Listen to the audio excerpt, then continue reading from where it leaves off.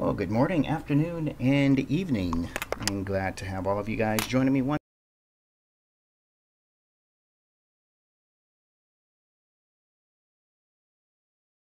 The OpenLC class Europe scenery, produced by Orbx, recently released just a couple days ago. I've had quite a bit of time to play around with it, and I can honestly say this is probably the release of the year, given its scale and the unbelievable transformation that the scenery does for Europe. It's incredible. If you have it already, then you already know what I'm talking about, and if you've been to the Orbx forums recently, then certainly you've seen what a lot of the feedback is already from the users who've already bought it. It's quite an immaculate program, to say the least. So today we're going to take some requests from all of you in terms of certain areas or locations you would like to see. Just make sure that you log in via the Twitch page, right into the chat box there, and just put in the airport codes for the nearest townships you'd like to see. And I'll do my best to try to facilitate as much as possible. We'll say about maybe an hour and a half today.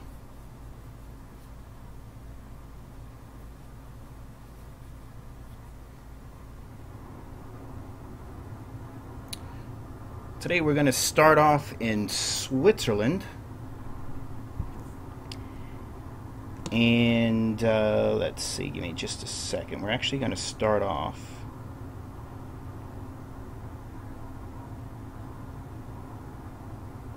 at Grinin and make our way over to Locarno and perhaps maybe Lugano, since those that's a pretty short flight once we get over to the other side of the Alps. Fairly short. And I'll probably set up the camera today. There we go. I've got my antlers going. That, of course, is my Track IR setup. Let's see here.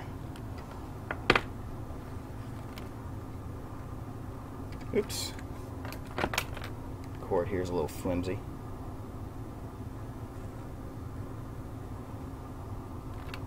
There we go. Oops, what's going on here? I'll keep this thing stay put. There we go. So one of my favorite parts to fly is in the Orbx FTX regions, especially when I really started digging into prepared V2. The Orbx FTX regions, they look so good that they can be difficult to fly out of. And I've heard that feedback from a lot of other users of Orbx products as well. And that's just because once you move out of that and you start getting into the default terrain areas, the difference is so huge that it makes it difficult. Now, if you're flying 777s and 737s and all that good stuff, then it probably doesn't affect you that much because you're at high elevations flying over it. And in terms of when you fly over default, so it doesn't make maybe that big of a difference. But when you're flying VFR, the difference is huge, and naturally you want it to look as good as possible. So when FTX Global first came out, I was initially disappointed because it did not have that same flair that the FTX regions had. And little did I know at the very beginning, because I don't remember if the whole product setup was fully announced at the time, or maybe I wasn't paying close enough attention because I was still flying an FS9 and so have you. But one of the things that I always hoped for FS Global was that it would have the same look and appeal as the FTX regions. And so now that we have made our way into Vector and now OpenLC class Europe, now we can really see just how close they've gotten to it. And it's light years ahead of ultimate terrain and ground environment. I mean, this is light years ahead of that. So if you're still flying with the old ultimate terrain Europe and the ground environment X and all that stuff, I'm telling you, there's no comparison at all, especially if you're flying for VFR purposes. It looks great at high elevations too, but where this sort of scenery really makes its mark is at lower altitudes. I would say anywhere from 15,000 and below is where you're really going to enjoy it most. So for those of you who have it, you already know what I'm talking about. And again, so far all I've used, and one of the things I've heard as well from a lot of customers or end users is that they have found that they get even better performance now than they had before. So I think that's great too. As far as my performance goes, it's about the same. I have the performance counter in the top left-hand corner there. You can see that it's really bouncing between 59 and 65. It's actually about the same. So even whereas I haven't seen an increase in performance, I certainly have not seen a decrease in performance, and I think that is a concern for a lot of people. The other thing that I'm sure would be a huge concern for people is not performance, but memory and VAS usage. And I found that this doesn't have that bigger of an impact than before. And if you watch the stream that I did day before yesterday, we changed 3 different aircraft and we visited like 5 different sceneries, and at no point during the 2-hour broadcast did I run out of memory. So I think that has a lot to say as well.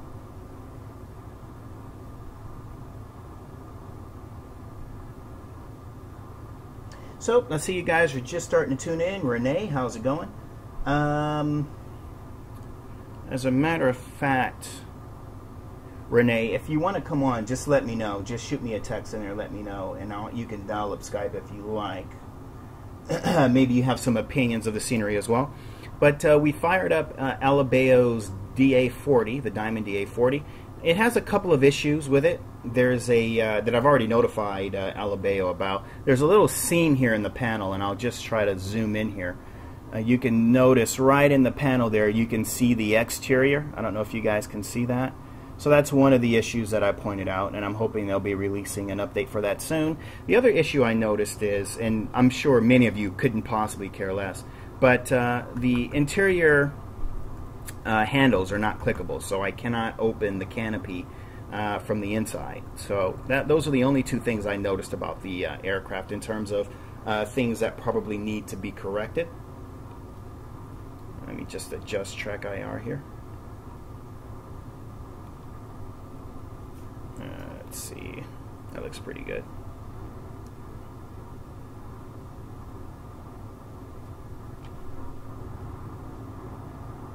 So many of you will notice I've activated the camera today. That was by request for so many people day before yesterday. They wanted the camera on, so I thought, well, I'll give that a shot and see how that goes. So that's why you've got the camera today.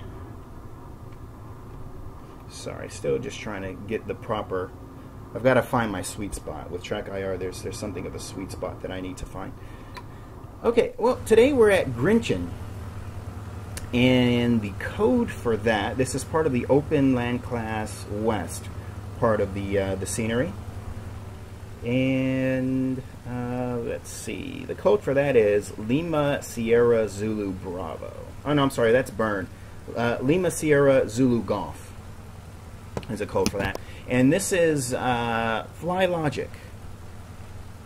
I'm a huge fan, as I mentioned before, of Orbx products. I do like the small airfields, and I'm a huge fan of what Orbx is getting into lately in terms of getting into these more regional airports. So in the case FlyLogic, it's almost like the Pacific Northwest of Europe in terms of how they've gone through and modeled in a lot of the smaller airfields. There's a number of airfields in Germany, but Germany is mostly flatland, unless of course you're in Bavaria or somewhere like that. But other than that, it's mostly flat, and I kind of like rough terrain. I like rolling hills and mountains and stuff like that. So France, between France, Switzerland, and Austria, that's where I tend to spend most of my time personally when it comes to VFR flying around Europe. Otherwise, most of my flying is going to be IFR. Whip out the Aerosoft Airbus Extended and with a nice Swiss livery and go Zurich to London or something like that. Those are most of the flights I do in Europe. But when it comes to FlyLogic, they've provided a number of these really nice, smaller airfields in Europe. And it all looks really nice. And the great thing is they all blend in essentially seamlessly with OpenLC Europe. They all blend seamlessly, and I actually took time and installed them all yesterday. I went like on an installing binge and just started installing everything So I went to each one individually. I didn't fly yet, but just went to each one individually just to see how everything blended together. And they blend in perfectly. And the same goes for FS Dream Team Zurich.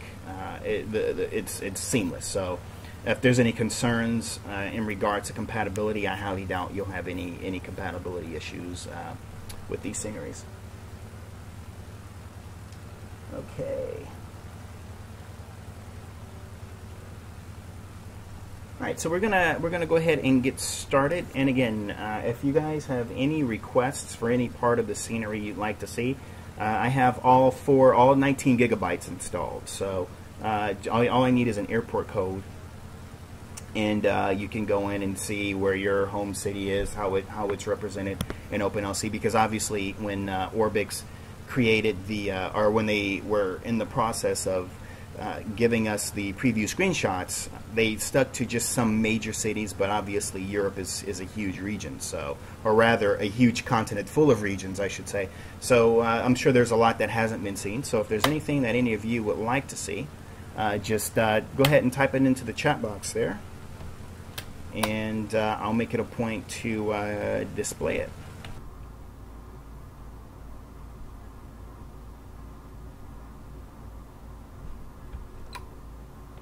Right now, we're just going to go ahead and start making our way over to Locarno. So again, if you're not that familiar with Europe and a lot of the airports and options that are included, again, I would recommend you to check out FlyLogic. They have a lot of nice airfields, and by a lot I mean probably 30 or 40 or so airfields, mostly in Switzerland.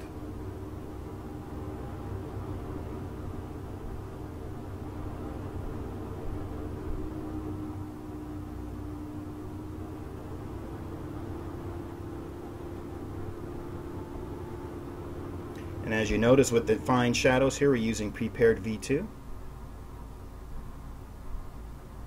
which is essentially it's become a feature that I can't live without.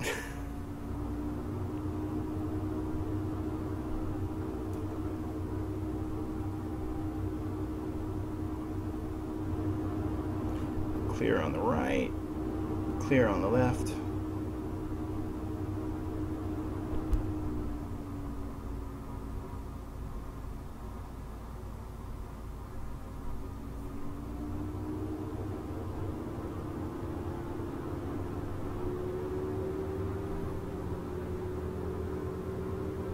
Notice that little seam in the panel. It's a little annoying, but the moment they release the update, that'll go away, of course.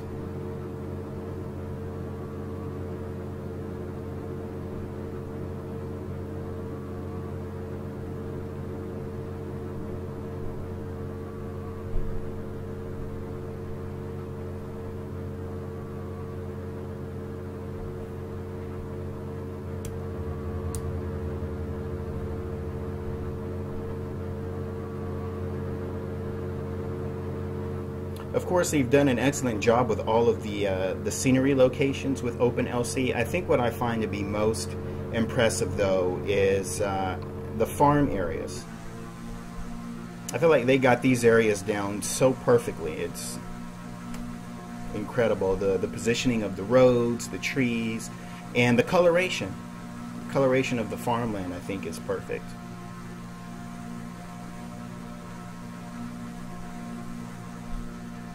It's amazing that you can really get the data to create an entire continent and re-represent it in Flight Simulator.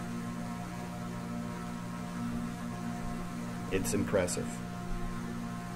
So essentially, Europe has become my second Pacific Northwest, or my second FTX region, only in the sense that I feel like Europe has been entirely opened up now for VFR flying, which is something that I didn't do too often, only because it just doesn't look as good as the FTX regions, but now it does.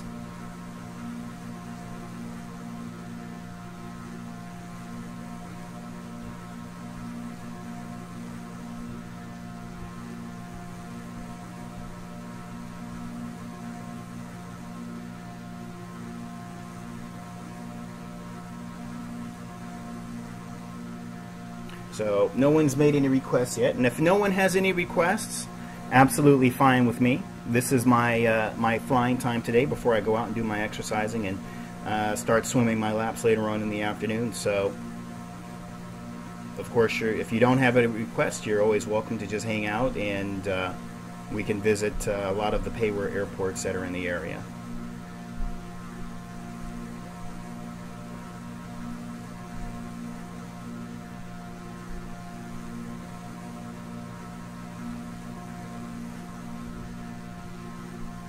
It's incredibly impressive. Although I think the river here could have used better coastlines, I think, in this area.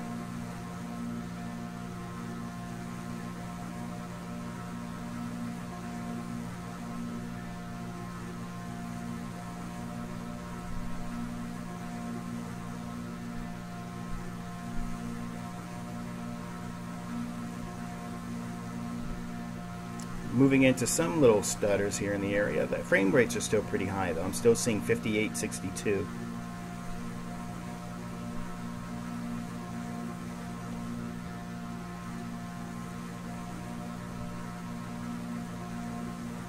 So, very interesting news this week. It looks like PMDG has finally released the first service pack after release, which was almost a year ago. A long time to wait for a service pack. I feel like they sort of missed the point of what a service pack should be. What they've essentially released is a full-on update as opposed to just a service pack, which, if I'm not mistaken, was something that was always meant to be incremental updates within heavy updates. But nevertheless, they've had their rationale and they've explained why it's taken as long as it has, and I don't think anyone cares anymore. I think now that everyone has it and they're enjoying the 300 and they have those amazing weather radar technology that's been implemented, I think everyone is just having a good time, and who cares now? Everyone finally has it, so I think that's a terrific thing. Unfortunately, I won't be enjoying it personally because it is not available for prepared V2 yet.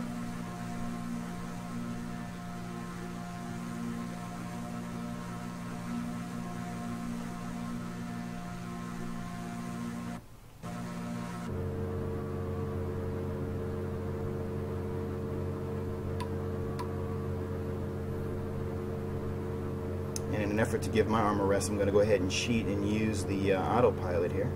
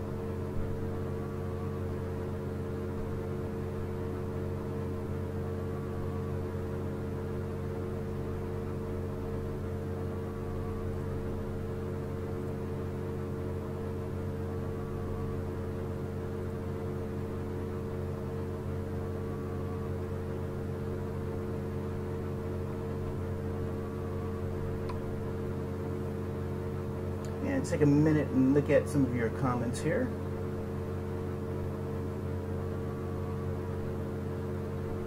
And Vorad is saying that it looks like an FTX region. It will make it hard for them to sell a region there now. Well, the way that I see it, Vorad, is I think I see it in two different points of view. I think that for those who are really heavily into VFR flying, I think they'll still have a customer base for selling an FTX region here. Case in point, England has already been released, or rather the UK, and of course Ireland, the Republic of Ireland and Northern Ireland has also been released.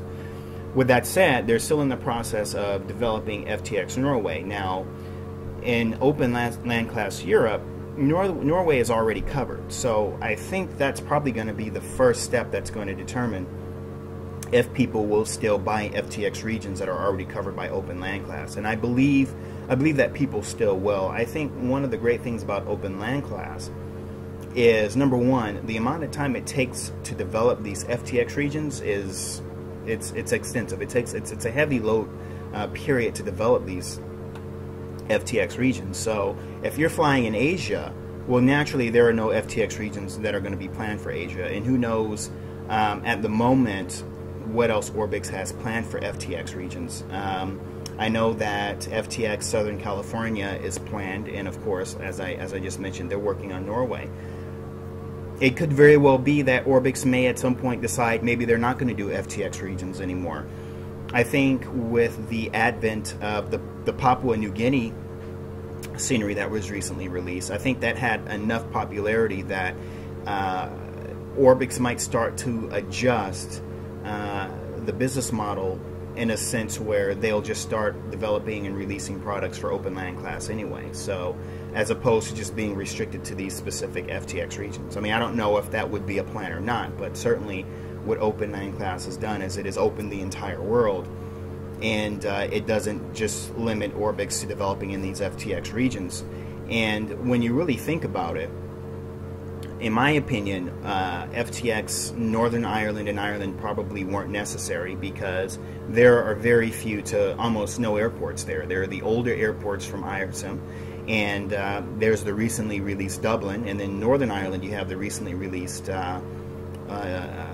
Belfast City, again Ireland, and then you have Aldergrove, which was released by UK 2000 quite a few years ago. But when it comes to VFR flying, there was no plan to ever release any airports for either of for the island in general. So it kind of leaves one to wonder, well, what was the purpose of making an FTX region there when open land class probably just could have done the job? The same goes for New Zealand. My whole thought process when New Zealand was created was that the purpose would be to fill it in the same way that was done with Australia, as what's currently being done with Alaska and Northern California, and so on and so forth. But unfortunately, that never took off, and I'm not really sure why, because New Zealand is one of the most beautiful places in the world, especially from the air, so why not have these destinations? To date, we've only gotten 2 airports from Orbx for New Zealand, and they're both on the South Island, and then of course there are a few airports from Godzone, but that's it. And Godzone, excuse me, with their photo scenery subscription actually looks quite significantly better than Orbx as an FTX region that covers New Zealand. So whereas I'm glad that Godzone has this terrific photo scenery subscription program, which I think is very affordable, and it's a great idea because you subscribe, you get to keep anything that's already been paid for, and you just get paid this yearly fee, and everything that's released is just yours for as long as you continue to subscribe. You'll continue to get new sceneries, or rather new coverage areas, but even then it still doesn't do much for the airports. And as fun as it is to fly over this beautiful terrain, it's not much fun when you don't have anywhere to land besides the default airstrip, which in my opinion, it's half the fun.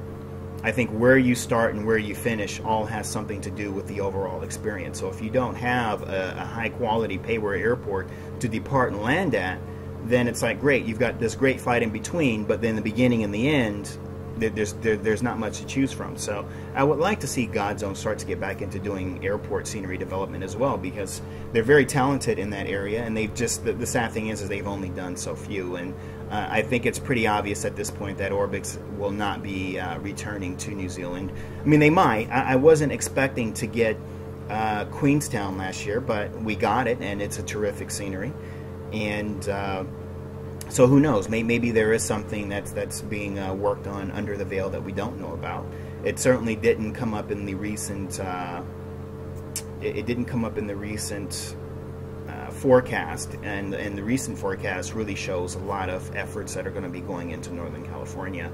So that's going to be interesting to see if anything else new does come out of New Zealand. But naturally, Papua New Guinea seems to be a favorite destination among a lot of simmers, and according to Tim and Harris, there will be more to come. They're not really alluding to what they will develop next. There was mention that there will be some work in the South Pacific somewhere, maybe an island or something like that. So definitely there are efforts now that are taking place that are already going on outside of FTX regions. So getting back to the point of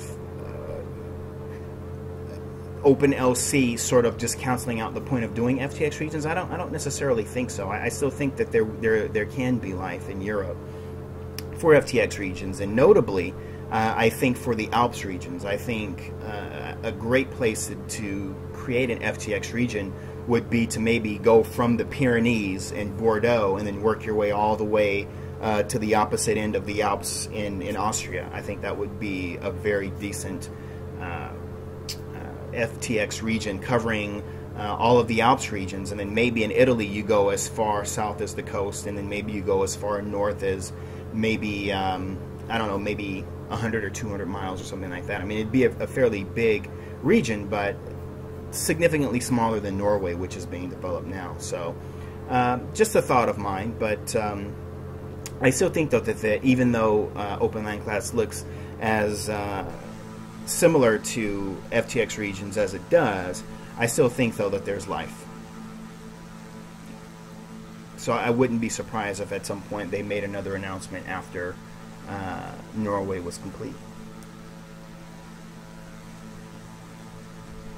So there's a lot of comments here. Let's see. Greg is here. Yeah, Greg, the webcam came day before yesterday. I was getting a lot of requests. People wanted to see my ugly mugshot, so I said, okay, why not? I look like an idiot with my half antler here on my head. But other than that, yeah, we've got the webcam going now. Let's see, what else do we have here?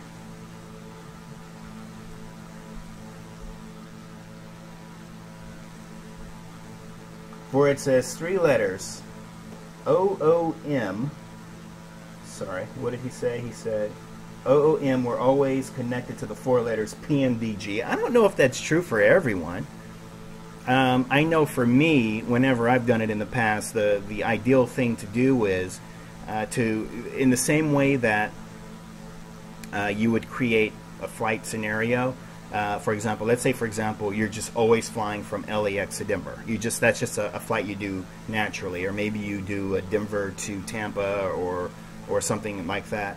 The only thing that you really need to do is just to follow the same flight plan every single time.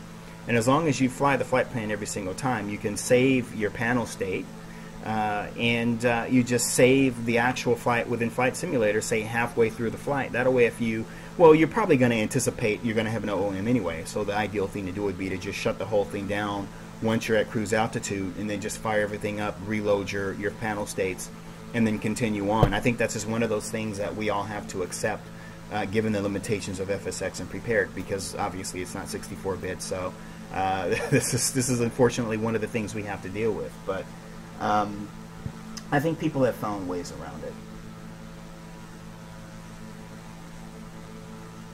Renee says the 300 ER is awesome. I am currently acquiring ASN. I was hoping for a promotional sale to coincide with the resale of SP1. Of course, there's not going to be a promotional sale, Renee. There's not going to be a promotional sale. You know why? Because everybody's going to buy it. They want it. So this is money. So I would not anticipate there would be any promotional sales yet. I highly doubt it anyway.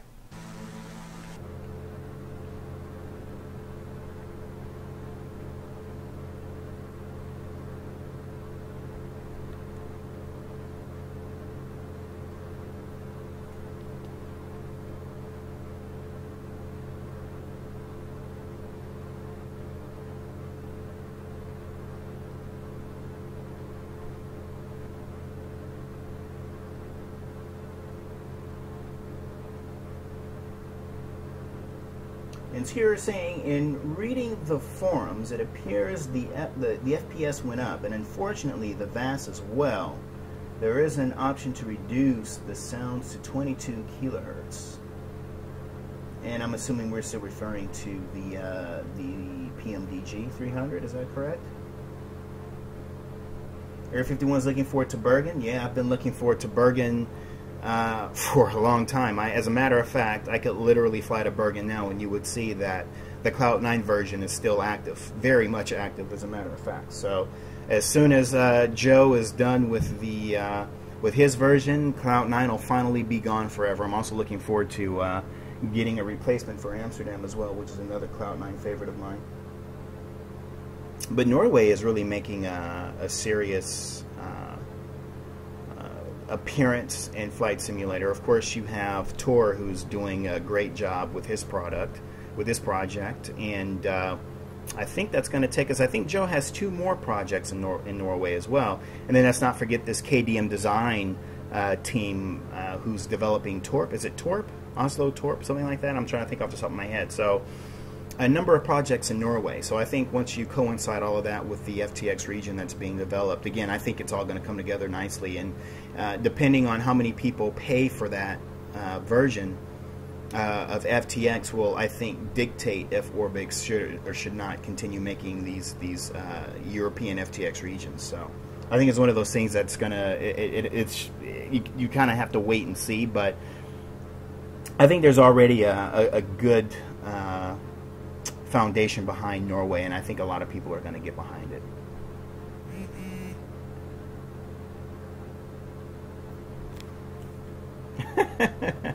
Funny text message.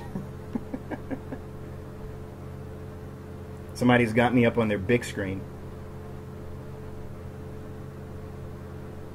There you go. Oh, that's nice. Awesome. Okay, let's see what else you guys are talking about here. We've got a little bit of a ways to make our way to our destination. In the meantime, take a look at those open land class textures there.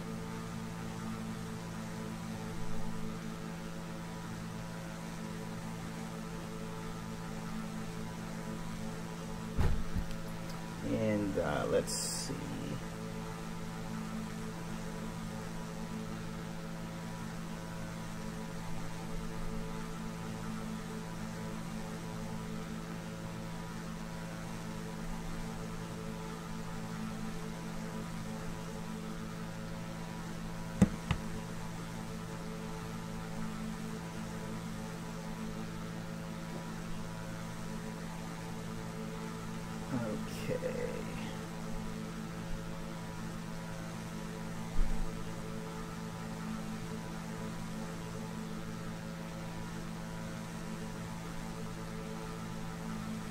And Erica, if I'm saying that correctly.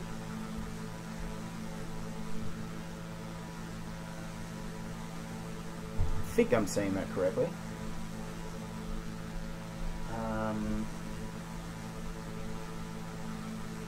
Let's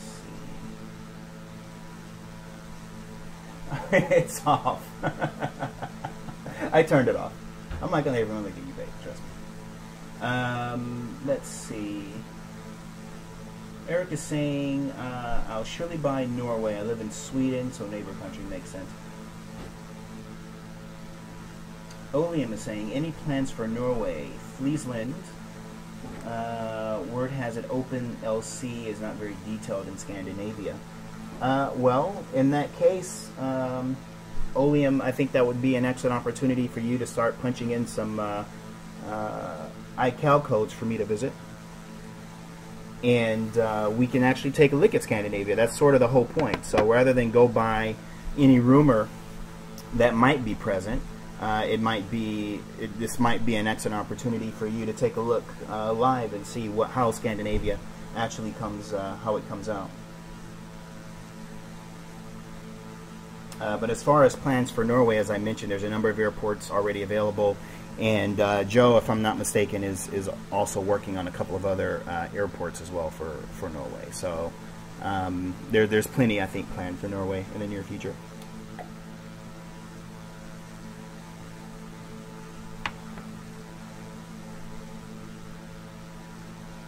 Renee says they could have made some good sales. I'm assuming you're referring to the PMDG and ASN. They're going to make sales anyway. I think they're going to make sales no matter what they do. I think they know that.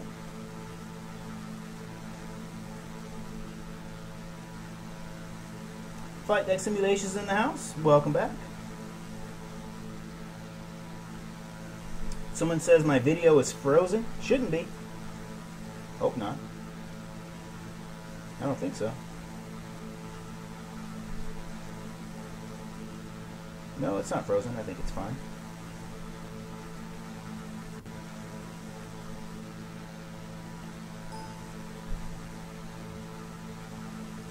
Well, let's go back to full screen here. That doesn't look good. There we go.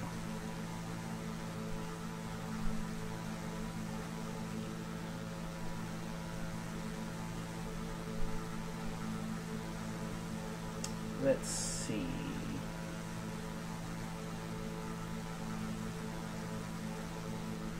Yeah, I believe according to Vorad, I think Norway is planned to be released this year, if I'm not mistaken. So it looks like we do have some requests for Bergen. I see that. Okay, I got that, Vorad. Yes, we will take a visit to Bergen. Just bear in mind that it's the old Cloud9 version that I have installed. So, and that you guys prefer that I deselect that from the add-on scenery menu and you want to just see it from default, and I can do that as well. I know that's a much older scenery, so.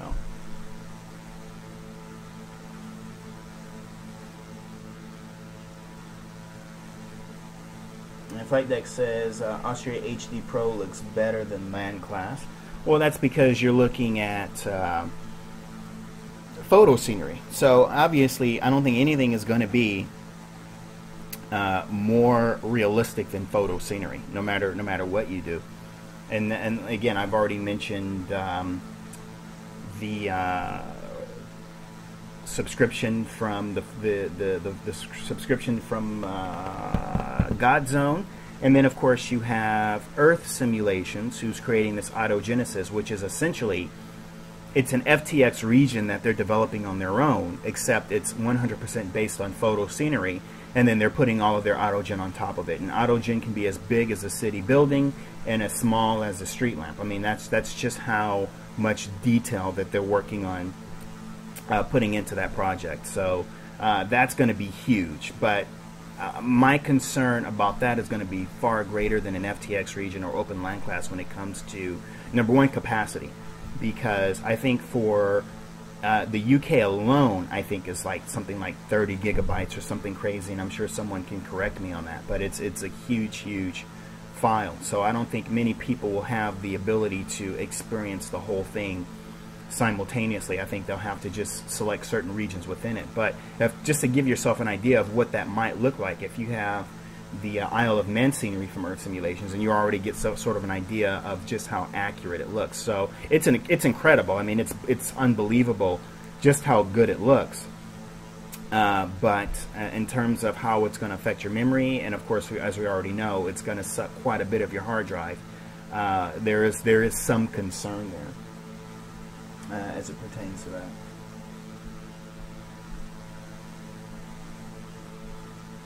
Sierra says, I only get out-of-memory errors. The only out-of-memory errors I get is with JB Tiskey's Newark and Manhattan X with the PMDG 777. Oh my God. Really? You tried to jam all that into one place? Yeah, that's an OOM nightmare.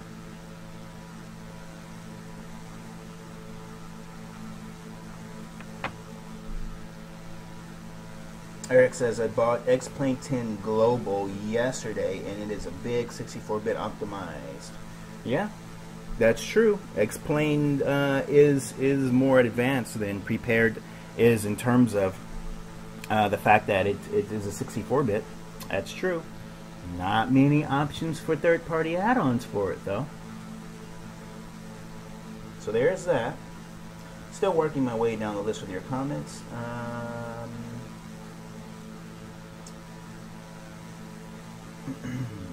Mari says, DeAndre, I can see that you have warp jumps, like me after installing OpenLC. Warp jumps. I'm not sure I know what that means. If you're referring to stutters, yes, there were some stutters and panning around. If you leave one point of view set for too long, then I think the way the simulator assumes is, okay, he's just going to stay in this viewpoint.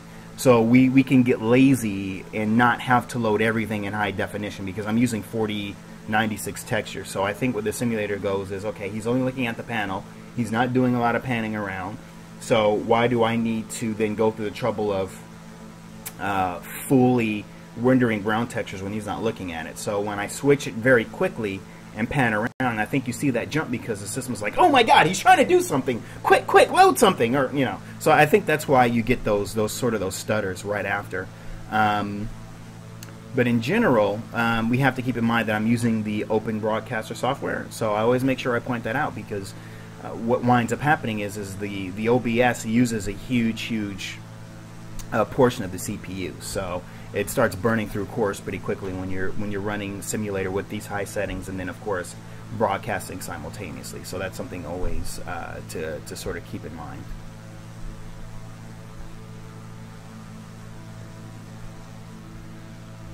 And of course, my family's probably using the internet anyway, so that it could have an effect on you even more so if you're seeing big jumps, which is certainly not something that I'm seeing here. But if you're seeing huge jumps, it could be bandwidth as well.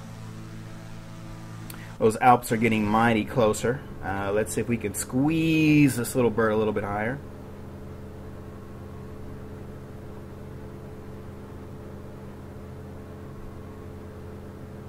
I don't want to go too high because I want to be close enough to the terrain that we actually get to see it. Renee saying, how does Open Land class look in Bergen? I actually don't know. I haven't been there yet, so that's going to be our first stop. Once we land, we will head straight over to Bergen and have a look. In fact, I might increase the simulation rate a little bit just for the sake of time.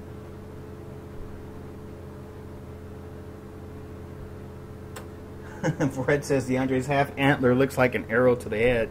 I know. It's yeah, it looks really funny on my head. In fact, I never saw myself in the mirror with this thing on my head before, so I didn't realize how stupid I looked until I turned on the camera the other day. And I was like, oh my god, yeah, it's... And then someone said I look like one of Santa's reindeer. Yeah, there's a lot of comments on that. It's pretty hilarious. I guess, I guess TrackIR doesn't look that dumb on the head when you have it attached to headphones the way it's supposed to be. But in my case, the headphones, it's summer here, so it's already a bit warm. I don't want to run the air conditioner all day, and I already have a fan that's going underneath the desk, so yeah, nice and cool. But anyway, so I don't want to, you know, it's too hot when you have the muffs on and all that stuff, so I'm just using a woman's headband that I got from Rite Aid or whatever, and it looks very pretty. It makes me look beautiful. It gives me a sense of style, and I can look gorgeous as I fly. Indeed.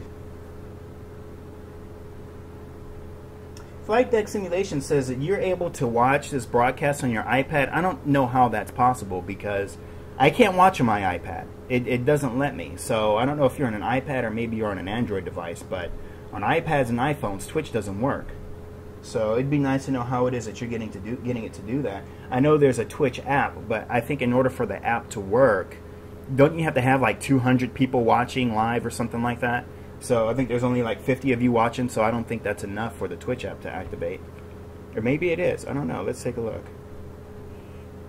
Because I've always tried to catch the stream on my phone, and I don't know, it never seems to work for me. Maybe it will. Maybe it will. How do you do it? ADX LIVE.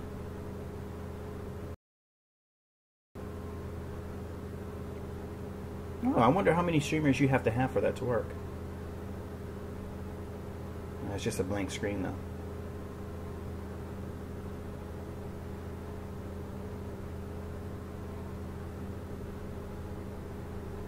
That's weird.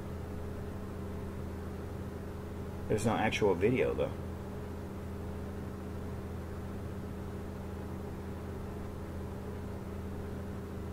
I don't know. I can actually see the comments, but there's no actual video. So I don't know. It never seems to work for me. So I've long since given up on that a long time ago. And those mountains are starting to come into view. Should brighten up my screen a little bit here. That's a little bit better. Let's see.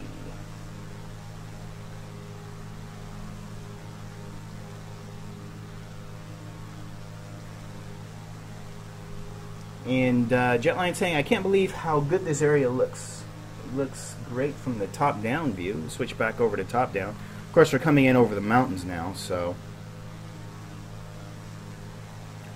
like I said before, I think it looks best when you're flying over the farmland. I think they did a really good job with the coloration of that. Looks really good. Let's see.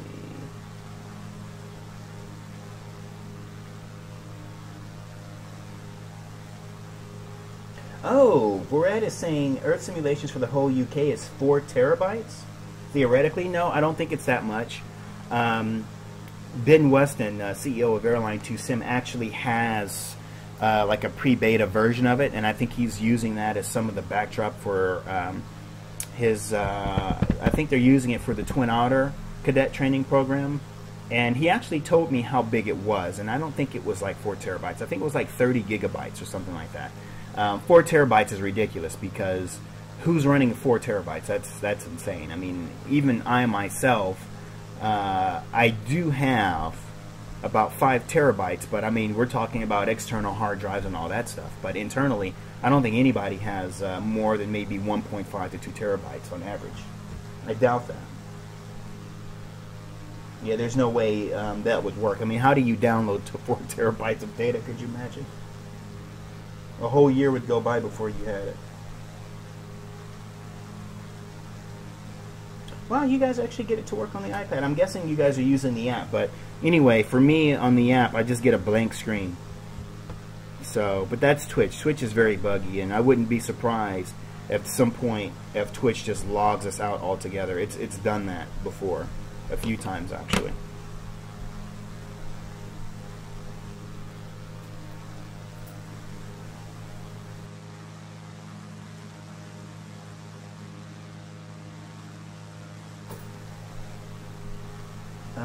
Let's see.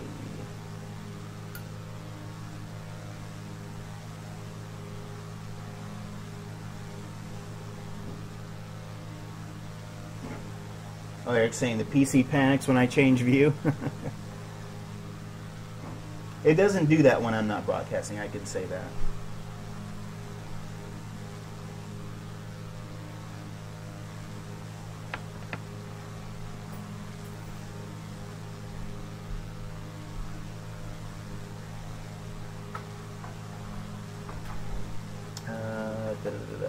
Am I using Pilots or FS Genesis?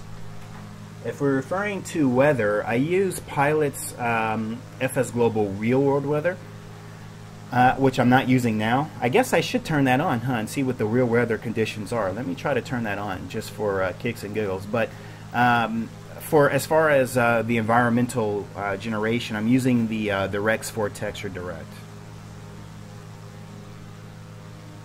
Why not load up some weather? Let's see what the real weather conditions are right now.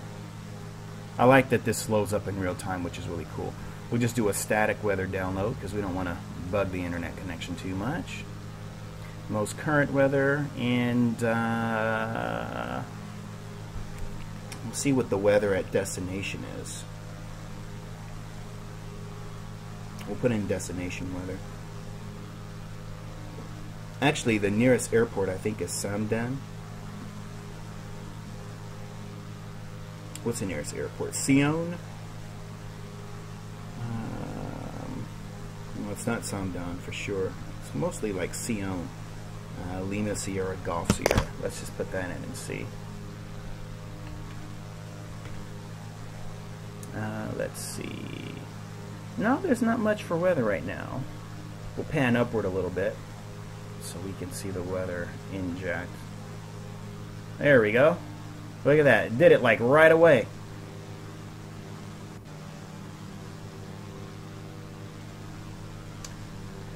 There we go. So now we've got the real weather conditions right now.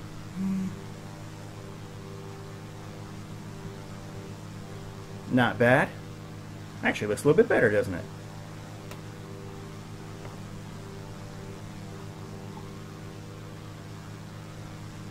Looks like there's some thermals too. Let me take another look at that. Wind 50 degrees at 3 knots. 360 degrees to 100. Visibility 30 kilometers. Sky cover broken at 12,000 feet. Temperature 26 degrees. Dew point 19. Pressure 29.95. So that's what we got right now. Not bad. Renee says this is so fabulous.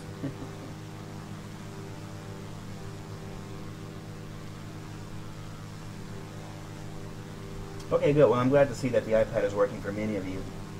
I don't know why it doesn't want to work for me, though. That's kind of funny. It never just works for me. I've given up on it.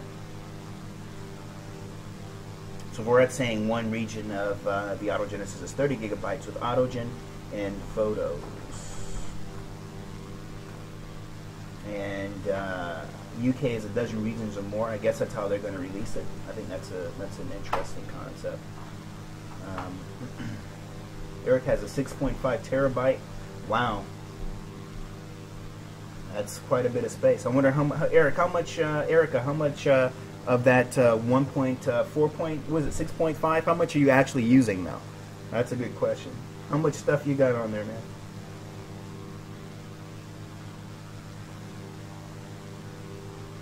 Oh, we're talking about the mesh.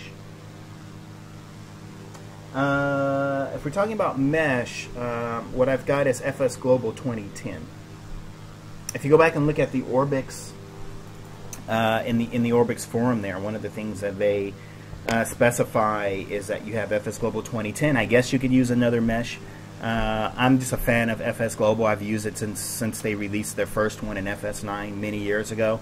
So I'm sort of a creature of habit. Since they already make a stellar product, I just stick with it. I think Pilots is the best at what they do. So yeah, so FS Global 2010, and then on top of that is FTX Global, then FTX Global Vector, and then OpenLC Europe.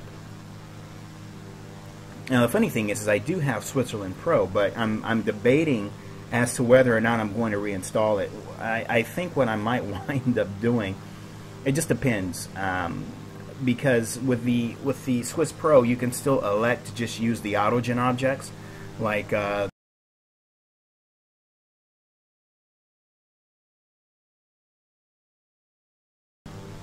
what's it called? I forget what you call it, but they have all the objects you can still use, but elect not to have the photo scenery. So it just depends. I think I'm gonna install it, try it with it, try it without it, and go back and forth. It just depends, because if I install it, then essentially I would be installing that on top of Europe, and now we're adding like a 5th layer, and I think that's just a bit too much. So it just depends.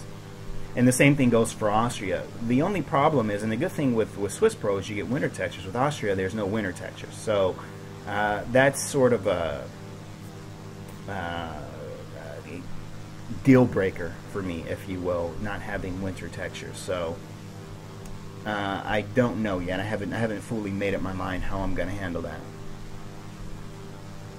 I mean, as far as authentic representation, yes, it looks better in terms of authenticity, but obviously VAS usage, memory, and performance are all three things that we have to try to balance to find the best compromise. So I'm not fully sure yet.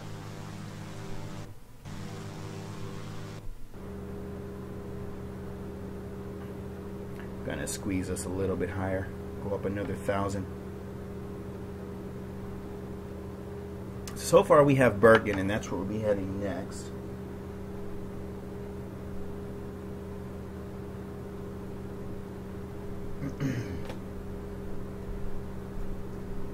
Let's see.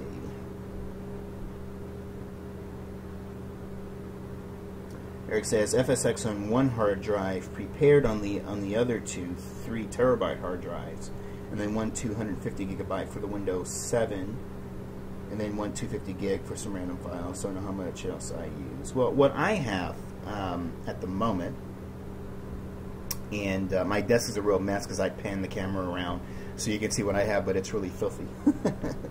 But so internally in the Jetline Systems PC, we have a 1 terabyte SSD, And I try to keep that solely for the operating system, and for prepared, any other non-essential programs goes into another internal 2 gig 7500 RPM hard drive. 2 gig or 2.5. Greg could probably correct me on that. And then externally, we've got one 4 terabyte Western Digital, what are you called? You're called the MyBook, and another Western Digital drive, which I bought right around the time that 1 terabyte drives were becoming popular. So you can imagine that was, wow, I've had that drive maybe 7 years or something like that. And I got that at a very good deal at Fry's. So, and then another 500 gig hard drive, which is one of the smaller, oh, this little guy right here. And that's mostly used for the laptop. So this is the 500. And that travels usually with the laptop. And keep music and stuff on there, so on and so forth. That's about it. So altogether, we're looking at 1, 2, 3, 7, 8. So I think altogether I have about 8.5 terabytes. Plus, there's actually a 500 gig SSD in the computer upstairs, and I'm going to yank out of my stepson's computer in the coming weeks and put that back down in here. So, yeah, he's loving that, but I'm taking it back. And let's see. Renee's got 5.5 terabytes. FS, photography, movies, TVs, Photoshop, all that good stuff. Yeah, especially photography. I think on my drives altogether, I'm probably using about maybe 700 gigabytes just in my photography photos. I haven't been taking any photos lately, and I haven't gone spotting recently either, but I have huge photos from Europe and East Coast and all over the place, Dubai, that I've taken, and so they're all just kind of cluttered up on that hard drive. Yosemite pictures, all that kind of stuff. So it seems like one can never have enough space for photos because you never delete them, so you just wind up needing more and more space as time goes on. Take a look at those Alps. Sorry, the scenery has to reload because I still have that doggone control tower shot in there. So yeah, it's looking a little bit blurry. It'll come back in a minute. Alright, it says Orbx cooperates with pilots. Orbx does texture and land class of pilots made Vector and Global, FS Global Mesh. You can actually order Vector as a DVD directly from pilots. Pilots guys are actually providing support and previews for Vector in the Orbx forum. Well, I certainly can't stress enough that collaboration in this community is, I think, phenomenal. It's good to see different companies working together because there are so few. And with the few that we have, there's obviously a lot of competition for such a small market. So quite naturally, whenever 2 or more developers or development companies come together, I think it benefits everyone. So the fact that Pilots is working closely with Orbx to deliver these stellar products, I think it's a great thing, and I can only just give my kudos and tip my hat to the efforts as a result, or rather to the results the results as a result to their efforts. Sorry.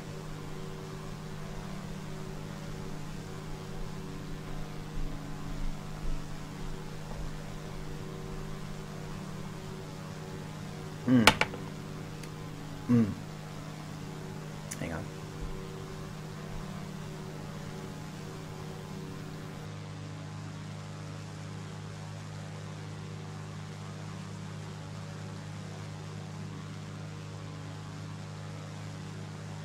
Sorry guys, turn off my camera every now and then because my wife is walking around in the background. She doesn't want to be a celebrity today, so I'm sure you'll understand.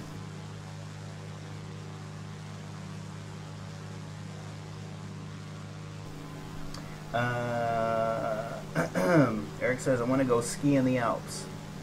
Never gotten to do that. That'd actually be nice some point. This year, very little snow. The winter's almost snowless, and I live at an elevation of 2,000 feet close to the Alps, according to Vorad. You know, Vorad, I think it's global warming. I'm going to be honest with you. In Southern California, we have mountains nearby, And almost every year we get up to, I mean, snow usually gets down to, like, say, the 4,000 foot level.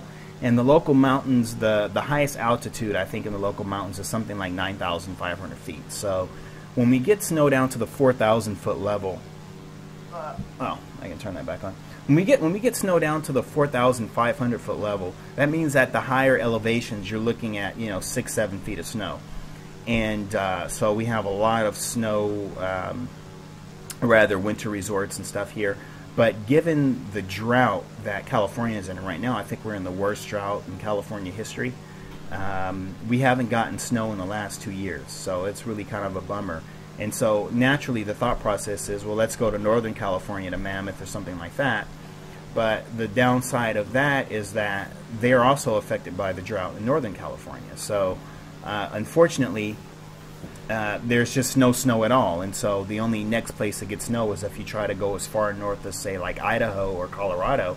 But even a friend of mine who lives in northern Idaho says that they're not getting as much snow as they used to. So I don't see why Switzerland would be any different, but I think that perhaps maybe it's just one of those things that's a part of global warming, because I think a lot of places around the world just aren't seeing as much snow as we used to, and that's kind of really a bummer for California, because the great thing about California is you literally, it could be snowing in the mountains, and you could be at the beach, and it could be 80 degrees on the beach, and you could have 5 feet of snow in the mountains. So, I mean, you could, and then you could go from the beach to the mountains the same day and ski and surf in the same day, because the difference from the beach to the nearest ski resort is something like an hour drive.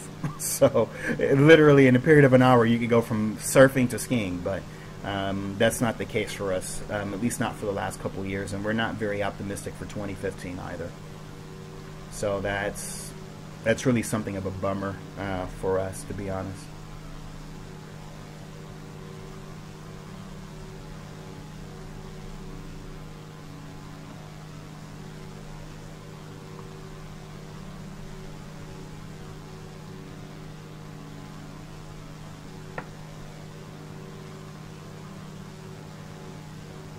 And Borat says, not so fast. The 2 winters before were extremely long with a lot of snow. We had snow from November 2012 and 2013. Well, I'll also say this. The U.S. East Coast has been having some really bad winters also.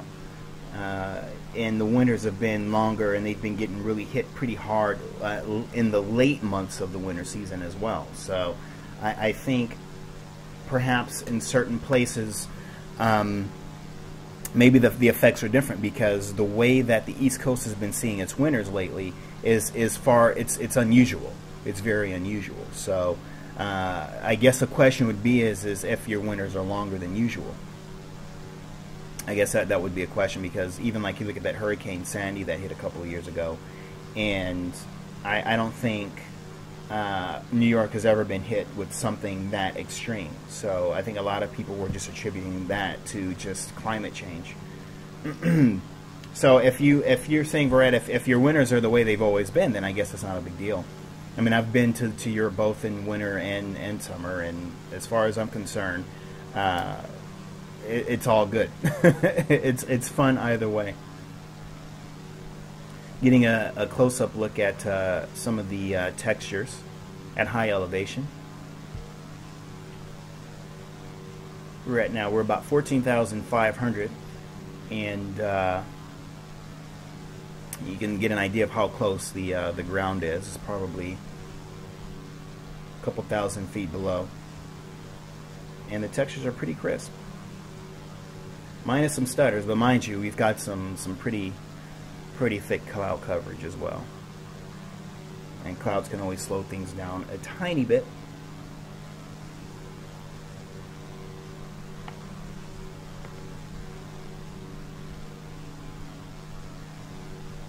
And let's take a quick look.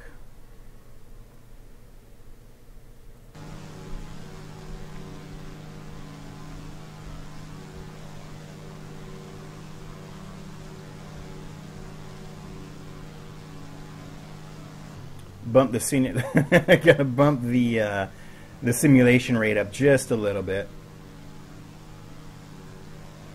I know some of you guys are looking forward to looking at some of the other regions, and I can only run my mouth for so long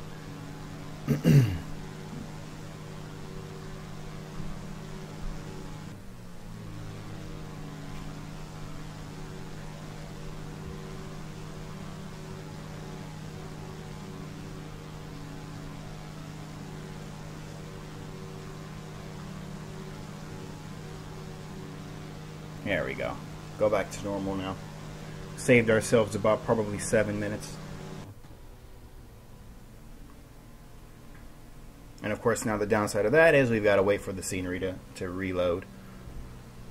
Where's our airplane? There she is. In fact, we'll probably go ahead and start our descent as well.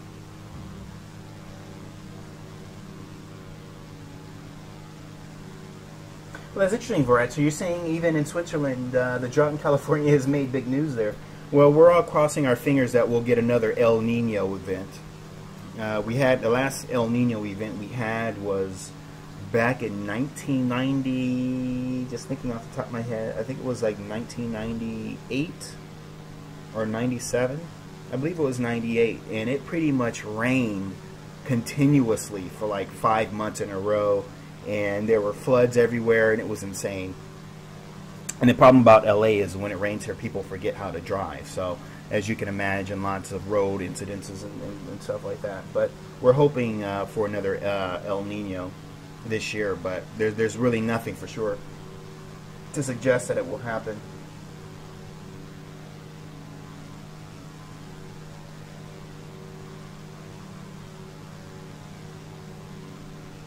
Oh, he says I'm a kraut, not a cheese. Sorry about that. Hey, but I love the cheese in Switzerland. Don't knock it. A little cheese and a little sauerkraut. Nothing wrong with that. Okay. What happened to my sound?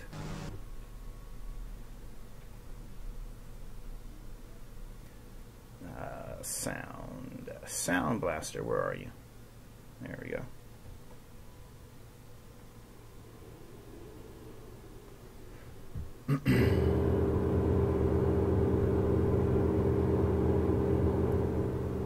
Cheat and use the easy autopilot.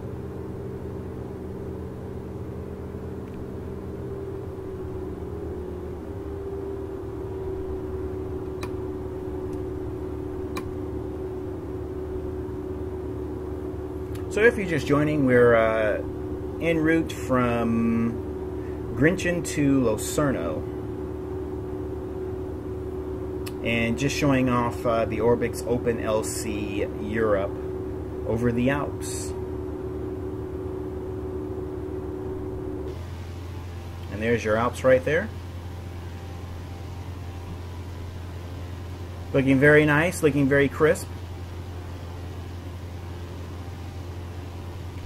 An amazing representation, that's for sure. Let's just kill the autopilot altogether.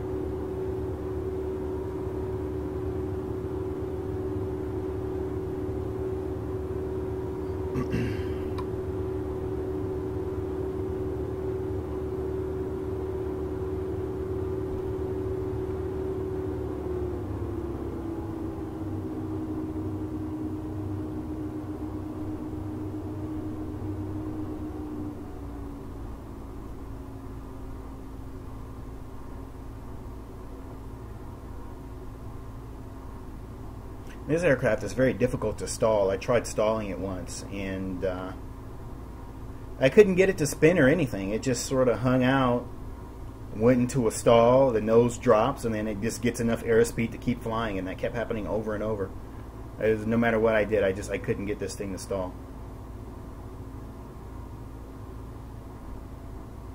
So I think one potential thing that would be nice to see for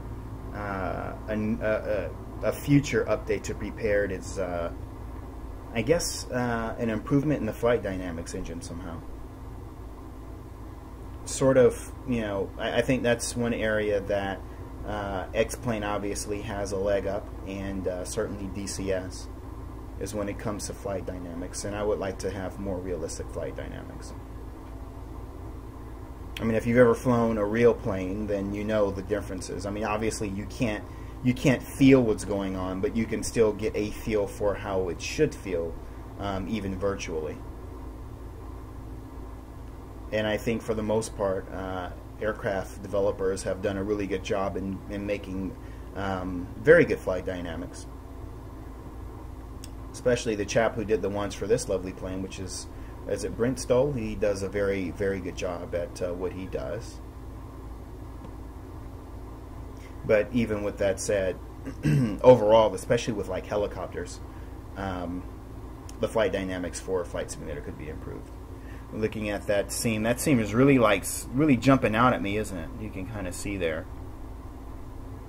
I'm surprised they still haven't released an update for that yet. I thought they would have fixed that by now. And those shadows look very lovely.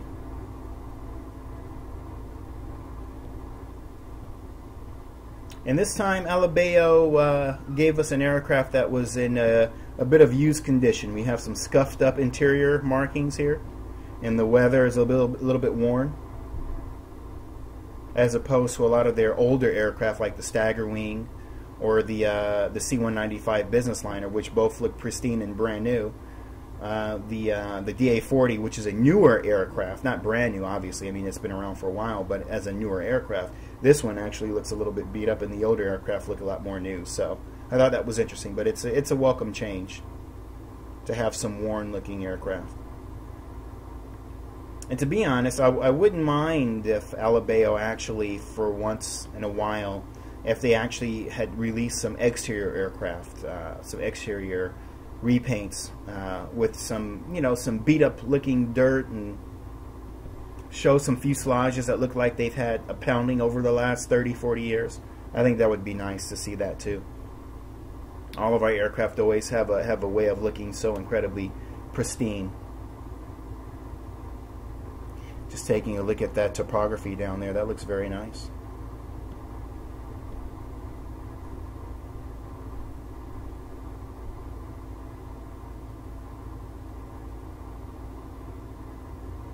Very well done. Looks very realistic too, doesn't it?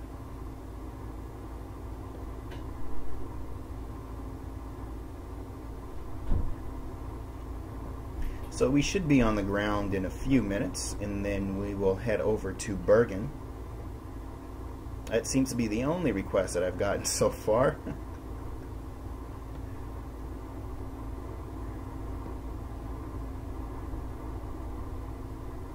So again, if there's a request for a certain region or area that you'd like to see, just go ahead and remind me, and we'll make sure we head over and take a look.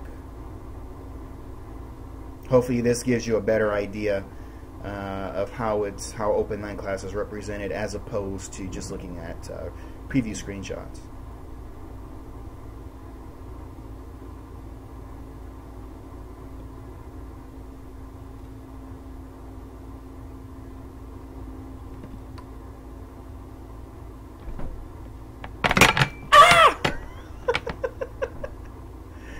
Sorry.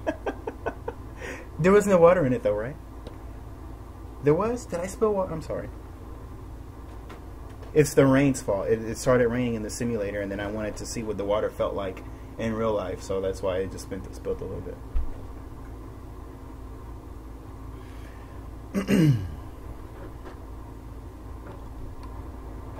So the weather conditions are actually looking quite good. There's precipitation at the lower altitudes. Looking very realistic. Getting a little bit close to the the terrain here, so you can get a better idea of how it all comes together.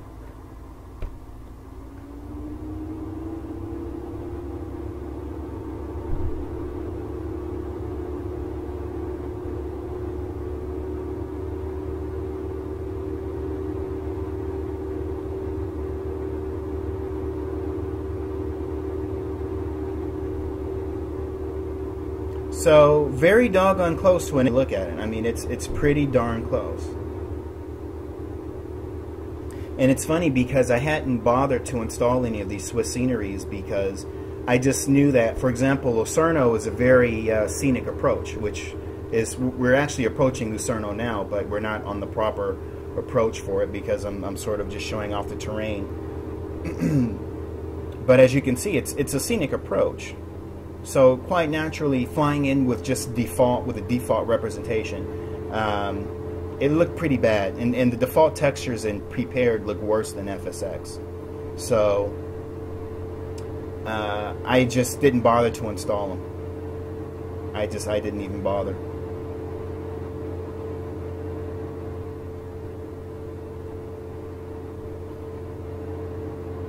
But with the Open Land class, I really had to see the difference with these approaches, and I have to say it's impressive.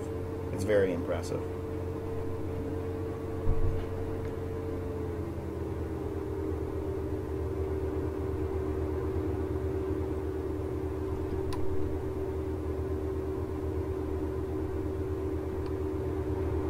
So again, if you're a fan of flying in the Pacific Northwest, or a fan of what's the other one? Is it PFJ? I'm trying to remember. Or South Alaska.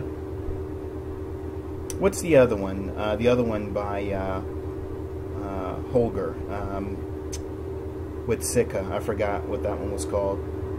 But if you're a fan of this sort of topography, especially for VFR flying, then I recommend you start giving Switzerland a look. Day before yesterday, we actually visited some of the French airports, the French Alps airports as well. And so if this is your thing, if you like this sort of vista as you're on an approach, then I would recommend you start checking out some of the FlyLogic offerings. Orbx has already provided the region. All you need is just a nice airport to land in.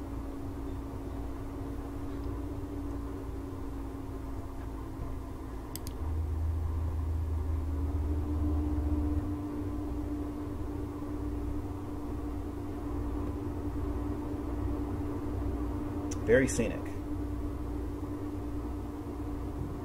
I remember back in the day, Cloud9 had a package called Fly the Lakes, and they basically simulated a bunch of airports in and around the Lake Como area, a lot of the Italian VFR destinations. It would be really nice to see them go back and do something like that. They're really headstrong on doing mega airports, and whereas Cloud9 did a little bit of everything. They had their X-class sceneries. I mean, they had a little bit of everything. And but nowadays they only do mega airports. But it would be good to see them, you know, release something of a VFR from a VFR perspective.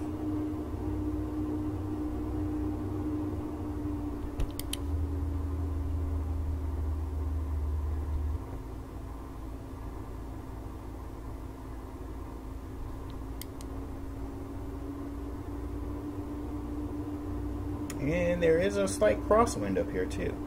Look at that farmland, huh? That terrain, I should just say terrain. And you've got some nice sort of volumetric fog there in the background. And this is FS Global Real Weather, by the way. So we are looking at the real world weather conditions right now. Wow, it's kind of blowing me slightly off the runway here. Ooh, I can really feel it.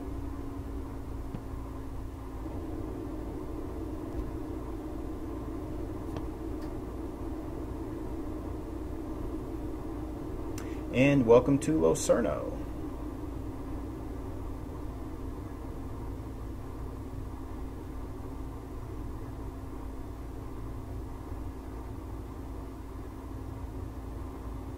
You can't say this doesn't look nice, huh? This is very nice. It all looks so much better than before. Look at those effects. Wow.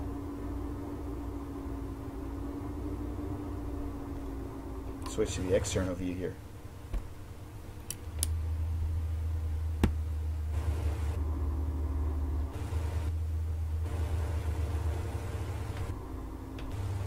There we go. So nice mountains surrounding the airport, and that's why this is one of my favorite destinations in Europe. It's just look at the the surrounding area. It's very nice. It sort of has that Pacific Northwest sort of feel, but obviously these are the Alps, the Southern Alps to be exact. And it's very scenic. Very scenic. So again, the airport is by FlyLogic, and like I said, they've made a number of airports up here, and the quality is almost just as good as anything that you would expect from Orbx. Not quite, but almost. And this is Locarno. So let's see. The next request was from Bergen. So we will head to Bergen next. I am going to select a helicopter, and while I do that, let me just go back and take a look at the comments you left while I was busy with my horrible flying skills. Let's see.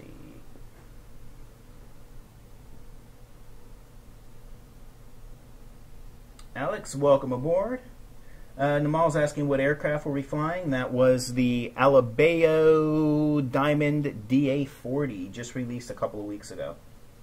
It's a very nice cockpit. It's a very nice aircraft. And someone's asking, are we flying in Norway? Nope, we were in Switzerland, south of Switzerland to be exact. And Vorit says that's why I love P3D. It's the real FS11. I couldn't agree more. Of course, FS11 was essentially flight, and flight as an engine was actually miles ahead of prepared, but, well, we all know where that went, so.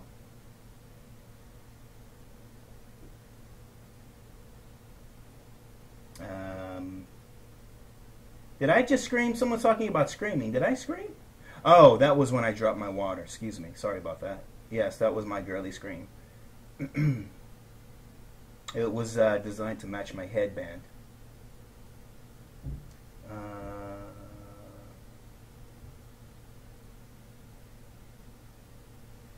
Mom says, a problem I have with prepared is the joystick disappears in Windows 8. Are you sure that, well, I don't know why that would happen. That's weird. But Windows 8 is a joke, so I can't even comment on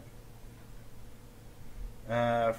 IF Frozen something, I can't see you saying, am I using a weather add-on? Again, that was FS Global Real World Weather, and the weather that we were flying through was the actual weather conditions as it sits right now. Now I'm just going to switch to a helicopter. Sorry, because I know your screen probably went black. Well, you should be looking at my mugshot anyway, so. Let me see here. I have a huge aircraft list, so sometimes it takes me a while to find something that I want. Here we go.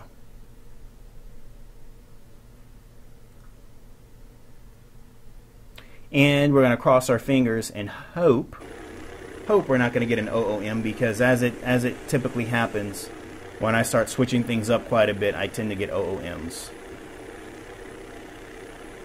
So we are going to hope that I'm not going to get an OOM.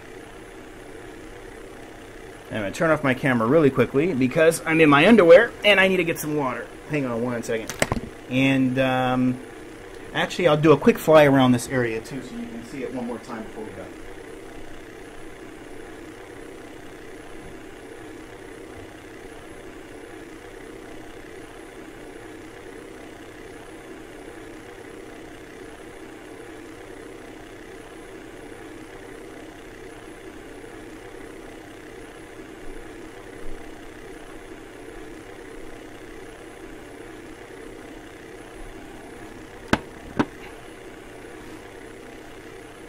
And I think I saw another request in there for, was that the Netherlands?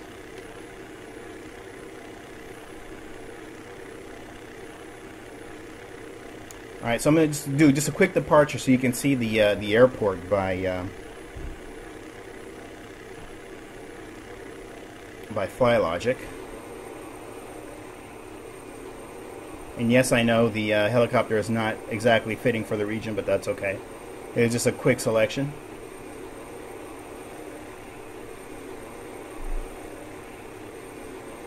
So again, this is Locarno. And as you can see with the Open Land class Europe, it's very, although that building is kind of funny, that little curved building, I don't know what that's about. But a very, very scenic area. Alright, so now we're going to head over to ENBR, Echo November, Bravo Romeo.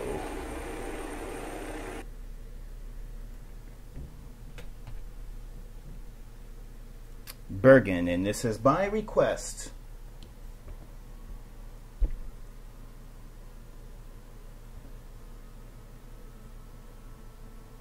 Fosuli's joining us. Welcome aboard. Panga for you. Welcome.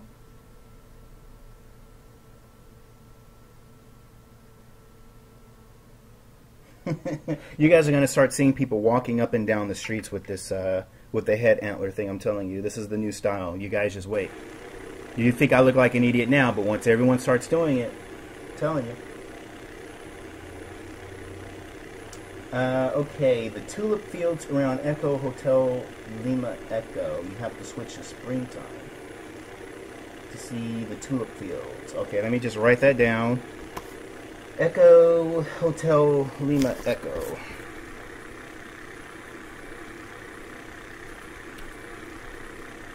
And we have to switch to spring. Got it. Oh, you know what? That's right. Cloud9 isn't installed here. It's installed on the computer upstairs. I don't know why I thought it was installed here, because when I did my review of Oslo, I forgot it was on the old computer. But that's okay. You don't want to see the old Cloud9 Bergen anyway. Alright, so by request, we have made our way over to Bergen in Norway, and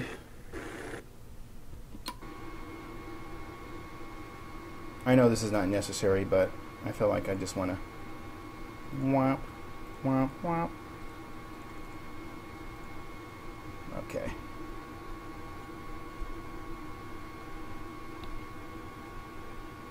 And let me adjust me eye point here.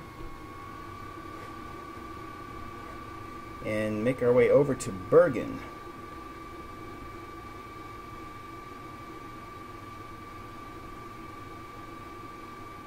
So soon this will all be covered in the amazing efforts by Joe Erland, so well known for his Oslo scenery. Oslo V2 now.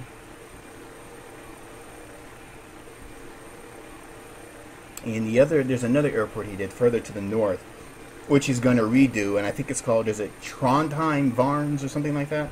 I know I'm not pronouncing it right, but that's just how it's spelled. That's how it's written. So this area is OpenLC North.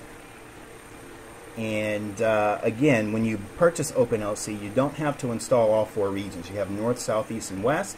If you want to know what they cover specifically, you can go to the product page and download the manual. You don't need to buy the product to see the manual, and that'll give you a more detailed understanding as to what's covered under each region. So if you're one of those folks who are hurting for hard drive capacity, then naturally you'll probably just want to stick to whatever region you likely use most, and you don't have to install them all. Alternatively, if you do want to install them all, but you find that you still don't have enough space to store the installers, you can put the installers on another hard drive and then install it to your primary. So you have that option as well. Now mind you, these are 4096 textures, so it's quite a bit crisp.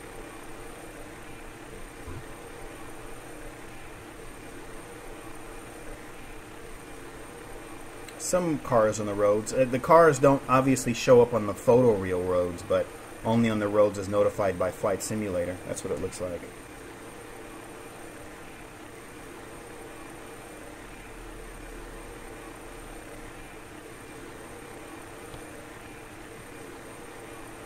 And actually, the real weather is still activated. I just don't know if it adjusts to my location automatically or not. I think what it is just a static download, so I'm not really sure what it's doing at the moment. If it just defaulted back to the original setting or not, I'm not really sure. But that's okay, it still looks good, so we're not going to worry about it too much. So if you're just turning in, we are, by request, we're looking at Bergen, and our next stop will be in the Netherlands.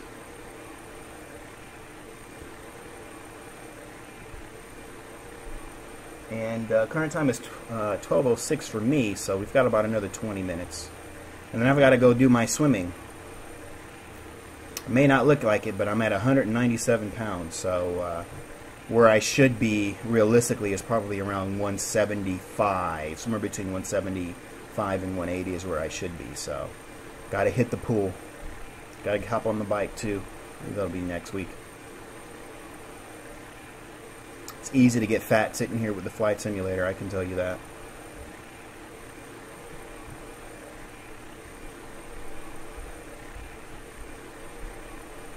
Got to take care of our health. So this is Bergen.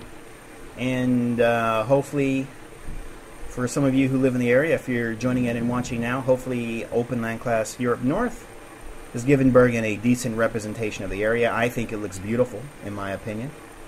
And I think the only thing it's missing is Joe Erland's new Bergen Friesland, which is in development, which probably will be released sometime, hopefully, well, probably not this month. That might be too soon, but hopefully by next month.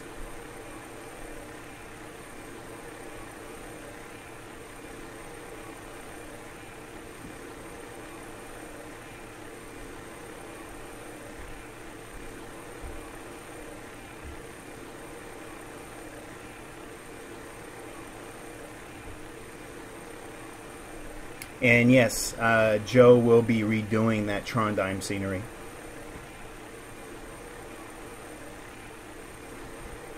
I don't know if he mentioned that publicly. I don't know if that was just in private or not. I'm trying to remember now. Was I supposed to say that? But screw it. Yeah, he's gonna be redoing that one in the future as well. He's taking good care of Norway for us. So.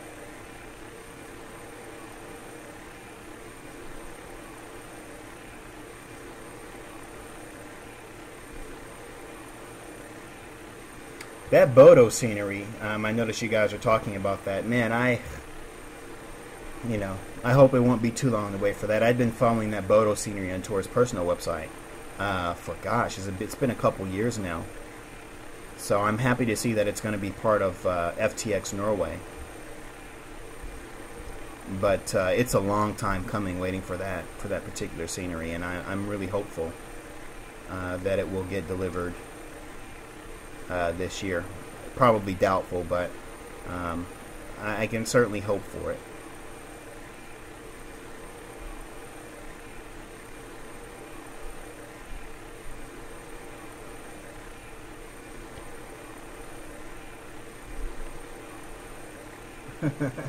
Where it says burn 20 pounds, swim to Catalina.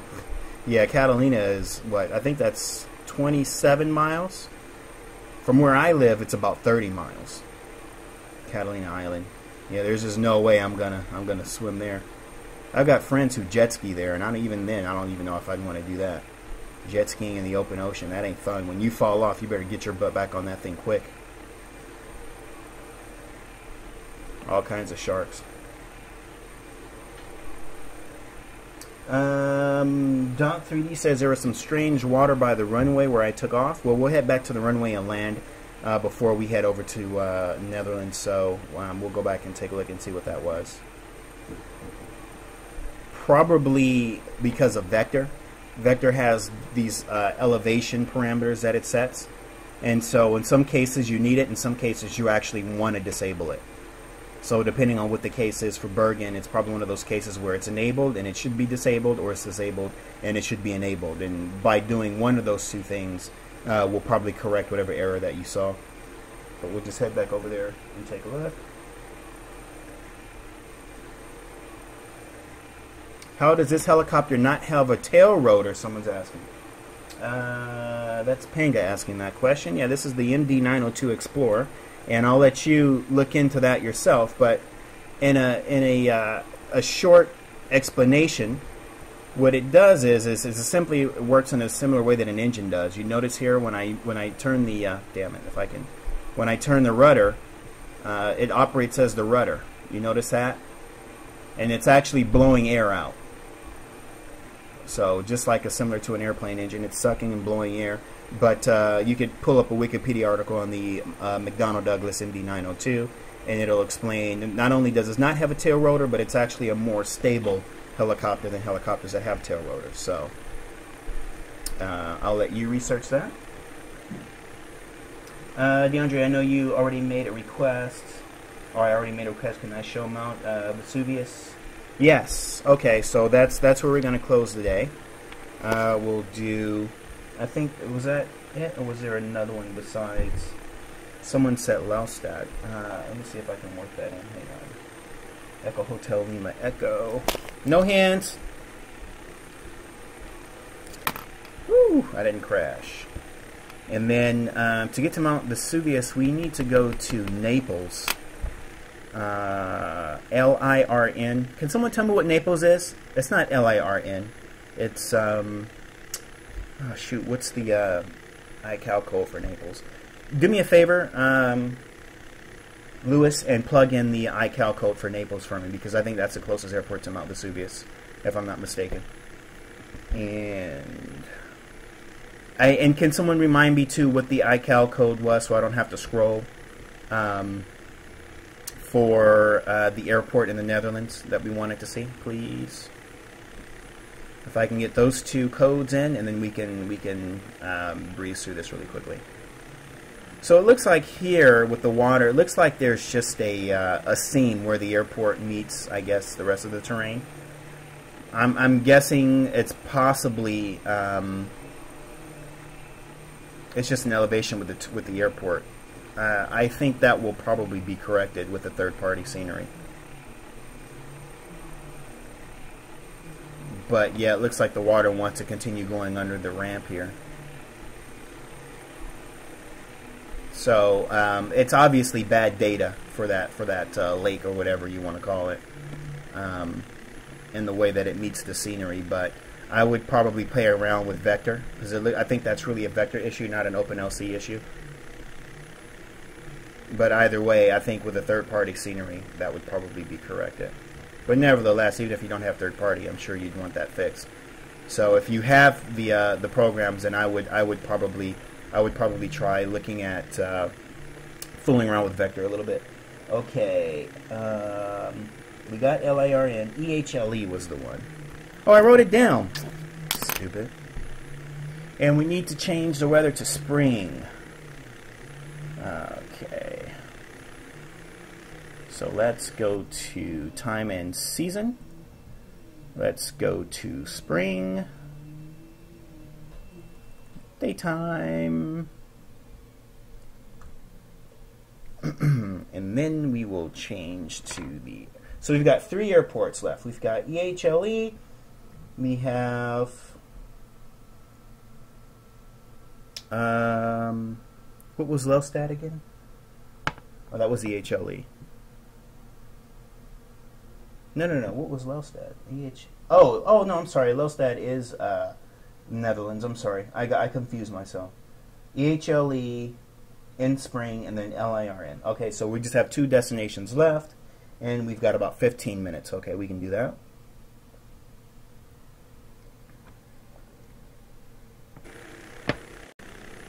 Okay, well, we went to spring, but then we wound up with a little bit of snow in Bergen, so that's Norway for you. Okay, and let's change our airport. Echo Hotel Lima Echo. There she is. I think I have an airport for this too, somewhere. One of my hard drives. I think Aerosoft, right? I have so many products it's not even funny, but yeah, I think I do have an airport for that, but it's not installed here at the moment. And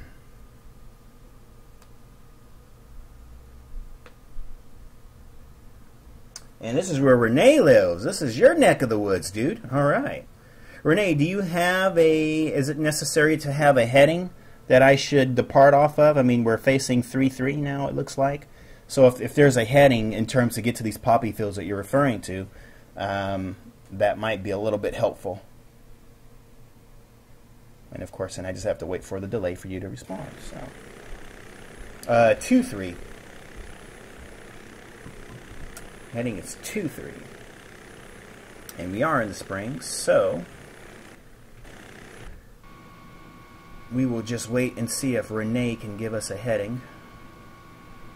If he has one. A Freudian slip.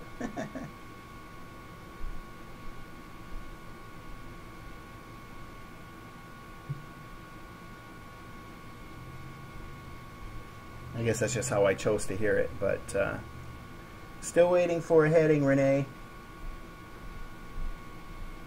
If he doesn't have one, we're just going to take off. Take off runway 23, fly heading 160. Okay, thank you. Go.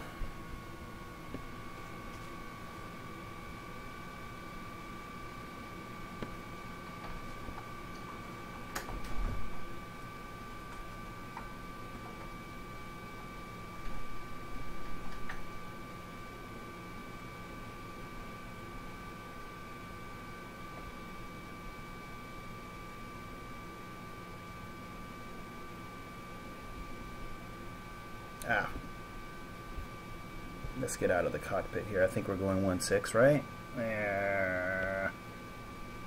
Not really. It's like right in there somewhere. Anyway. It's off in this direction somewhere.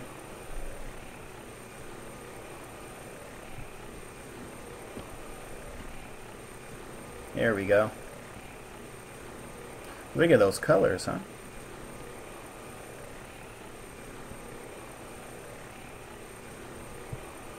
In fact, I should probably gain a little bit of altitude so we can see a little bit more here.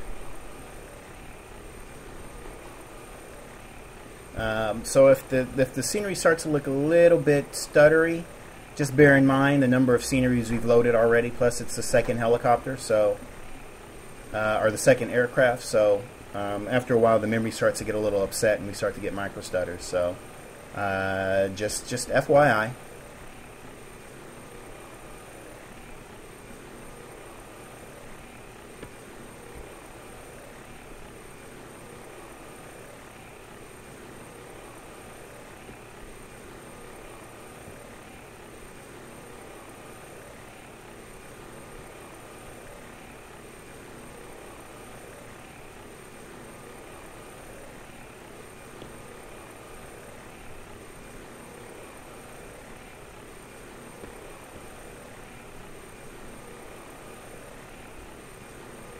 So what are we thinking, folks? Are we impressed?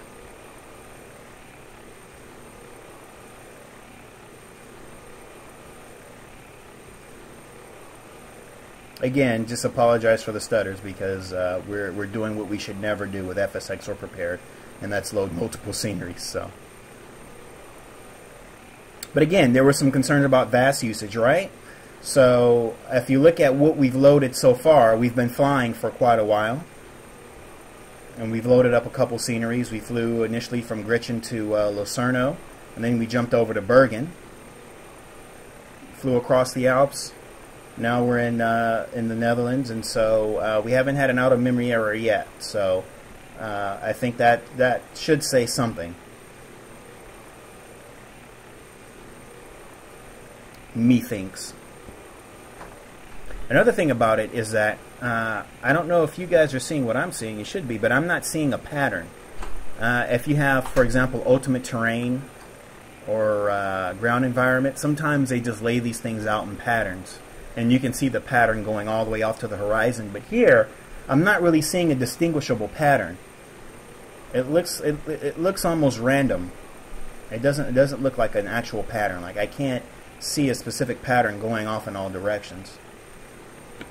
So maybe you guys are noticing that as well. I think that's a good thing.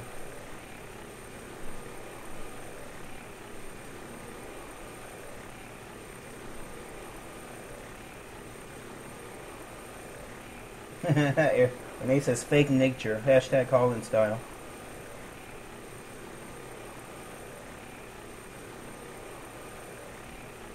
So what is that? Panga says, thank you for this sweet spot of OpenLC. Yeah, I'd say this is a sweet spot. This looks very nice. In fact, you can just take off from the airport there and just fly circles around this area. It looks very nice. Certainly loving the colors.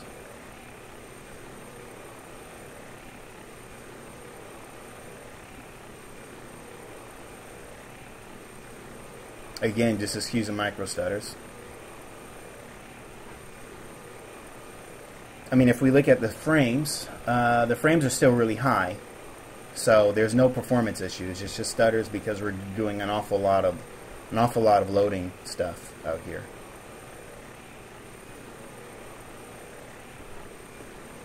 I mean, that's damn near just as good as photoreal. And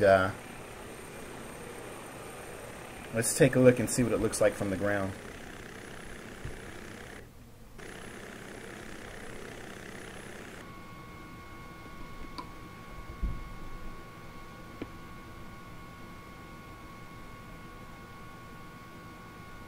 That's quite immersive, if I do say so myself.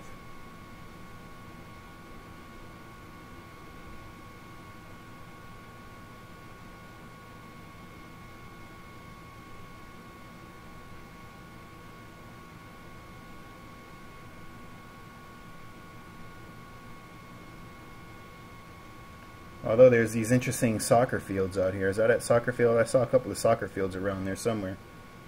I don't know where they went. I should say football field, right? A lot of Europeans watching today. I don't want to screw that up. There's one straight ahead. We'll just land on one of these football fields here. So judging by some of the comments, looks like we're fairly impressed with this.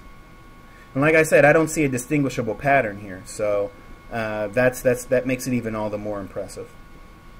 Because that's one of the things I hated about ground environment and ultimate terrain Europe, was the fact that you could really distinguish patterns all the way out to the horizon, especially in the UK, where the land is just flat for as far as the eye can see, and the higher the elevation you went, the more you just saw the same pattern repeating over and over and over. So, wow, could you imagine back then if we could have ever expected anything this good? My memory's starting to get really upset. I'm seeing those flashy lines reaching up to the sky there. I want to put it in the middle of the soccer field, but I can't see. How do I know that I'm in the middle of the soccer field? There it is.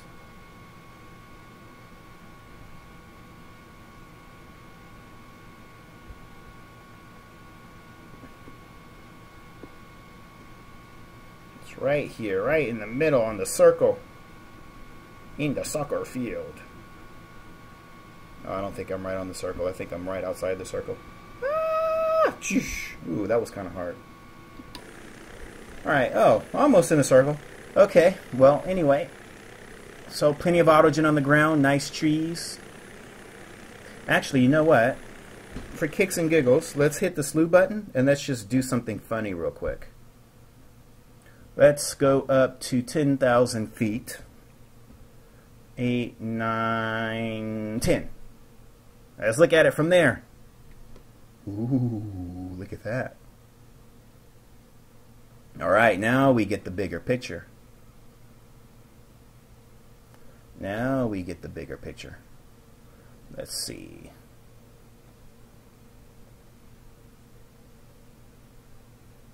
It's like my eyes want to see patterns, but I really don't. So there's the full coverage area. That looks very lovely. I could just like frame that and like put that on my wall. Very good, guys. Good job. Kudos to the developers here. So I think we agree that looks pretty good. Just take a look and see if there's any comments on that. Doc3D says, I'm generally impressed, but I think it is strange that the different Orbx products doesn't seem to play so well together. Not really sure what you mean. Okay, for instance, there are some roads going right through the tulip fields that look out of place. There were water in one of them, and the Bergen Lake on the runway, little things. I know, but still annoying. Well, I certainly can imagine that. Yeah, there will probably be certain small discrepancies in certain areas, especially when you're developing something that is this big. I think that's not to go without saying that there will most likely be updates in the future. So, and I would just chalk it up to that. I mean, if it's one thing about Orbx is they're really good at getting updates out there. So, I think we have noted some of the discrepancies, and whereas again they're not big, huge issues with it. I think that little things that can be worked out in future updates. I mean, certainly they weren't things that annoyed me, but nevertheless things that we indeed did notice. So, good point. And Virat responds by saying those are completely different databases. That's the problem. Comment on my landing. Thank you. Not very good, in my opinion, but thanks. The weird-shaped lake thing is a fake nature reserve we built, according to Renee. Greg thinks it looks gorgeous. Greg, you going to get this or what? What's your take? Out of curiosity. And Renee says, everything you see now is artificial. It didn't exist 50 years ago. It's called a polder. Reclaim land. Okay, and so now the next destination is... all I have right now is Echo Delta Tango Sierra. No. What was Echo Delta Tango Sierra? Oh no, that was from yesterday. I'm sorry. We need to go to LIRN. That's right. Lima, India, Romeo, November. For Mount Vesuvius. Here we go. We'll probably hit some Capodicino. We'll probably hit some stutters because now we're loading another scenery. Might even hit an OOM, but I don't know if we will or not. So again, for those of you who are concerned about your VAS usage, about your memory, obviously VAS is going up right now quite a bit. We're seeing stutters now that we didn't see before, but we're loading up quite a bit of stuff. So I ask that you keep that in mind, according to the Antler Man. Okay. Renee says he prefers a free NL2000 photo scenery for the whole country. The custom watermask and autogen and 3D libraries. Okay. Am I in the sky or am I on the ground? What's going on here? Whoa! That has never happened before. Oh, you know why? Because I still had the slew button on, so it just automatically took off. Okay, there we go. And that reminds me, I've got to get my Fibro Naples scenery back in here. One of my favorite little freeware airports. Right, Mount Vesuvius should be right behind me. Somewhere back there. Oh, I can't see that way. Oh, there she is. Ooh, look at that.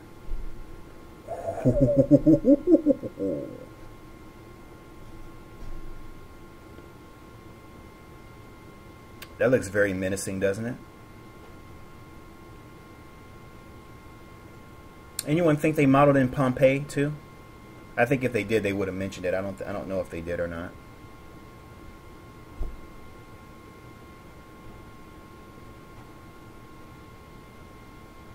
That looks freaky, doesn't it? That's a really menacing looking mountain there. Volcano. I have to be honest though, I mean in FS9 and FSX this was never ever really modeled very well. So I think this is going to be great for the approach. And again, there's a great freeware Naples airport scenery.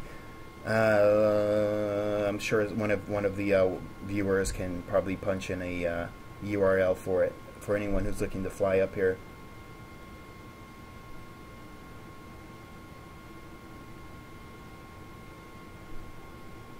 Getting quite a bit of micro stutters right now because obviously we're really punching the memory here.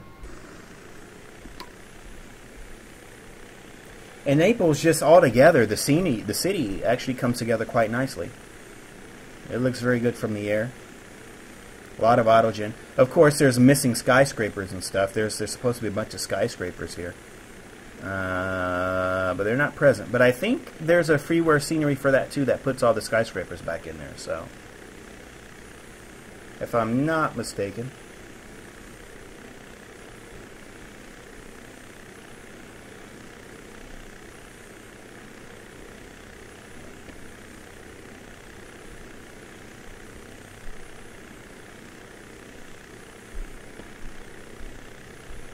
Let's get a little bit closer to the mountain here.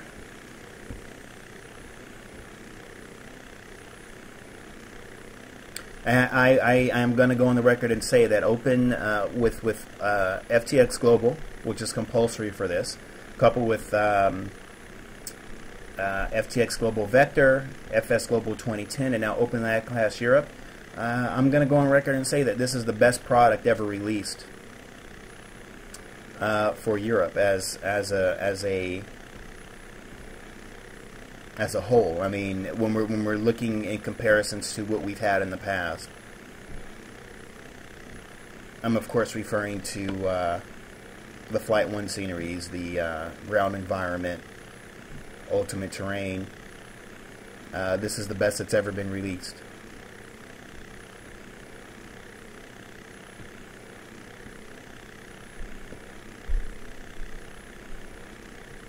I don't think Europe has ever looked this good before, and the only people who will argue with my point is those who are using photo sceneries, because obviously you're never going to get more realistic than photo scenery, but you're also not going to get autogen on it either. So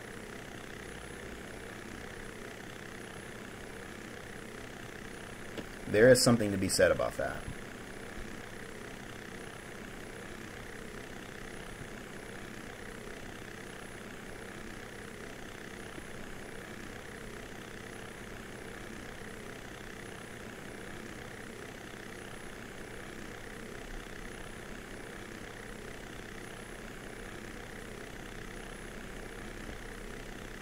So hopefully, I saw a comment there that Mount Vesuvius is the only photorealistic representation in OpenLC Europe, and that's a pity.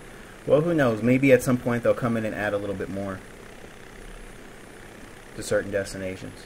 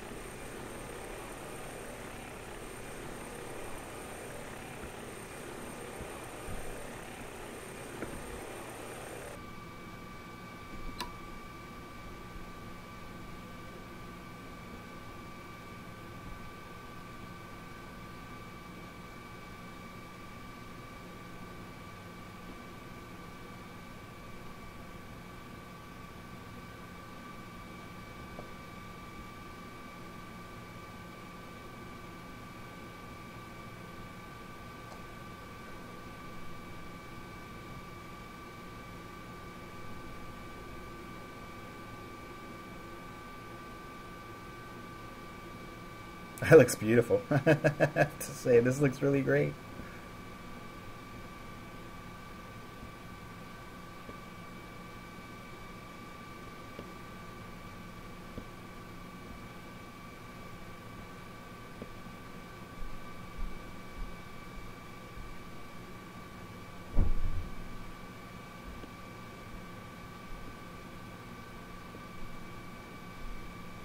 So are we impressed, folks?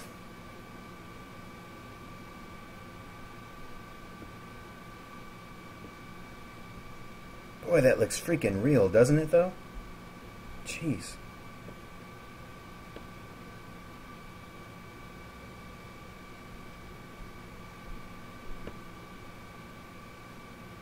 And the way the shadow hits the on the other side of the crater there, it sort of looks like it looks menacing, like a dark hole, you know, like it's gonna swallow you whole. That looks really kind of freaky.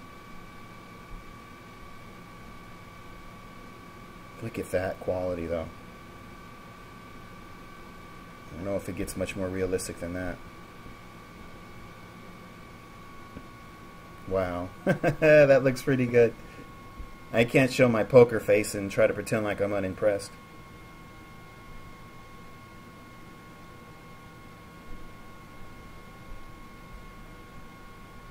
Alright, well maybe there's a place up there where we can put the helicopter down and get ready to sign off for today. Hopefully for some of you that have just been hanging around the house, chilling out, not doing nothing much, now that the world